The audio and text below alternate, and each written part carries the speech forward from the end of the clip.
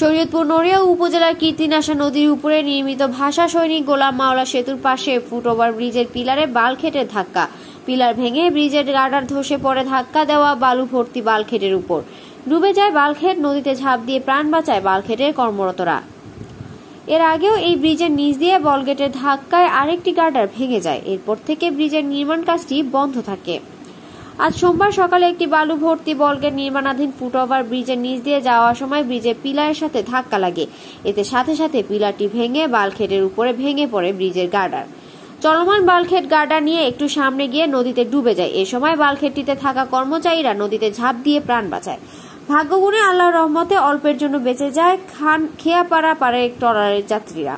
কোনো হতাহতের ঘটনা না ঘটলেও আতঙ্কিত হন স্থানীয় মানুষ। দীর্ঘ ৮ বছরে ও ভাষা সৈনিক গোলাম মাওলা সেতুর কাজ নির্মাণ সম্পূর্ণ না হওয়ায় স্থানীয়দের পায়ে হেঁটে যাওয়ার জন্য এই ফুটওভার ব্রিজ নির্মাণের উদ্যোগ নেয় স্থানীয় সরকার প্রকৌশল বিভাগ এলজিডি। কয়েক মাস আগে একই ধরনের দুর্ঘটনার জন্য মাঝপথে থেমে যায় কাজ। এই ফুটওভার ব্রিজের কাজ সম্পূর্ণ না হওয়ায় ও মূল ব্রিজের কাজ সম্পূর্ণ না হওয়ায় কীর্তিনাশা নদী পারাপারে মানুষের একমাত্র চলাচলে ভরসা ট্রলার বা নৌকা।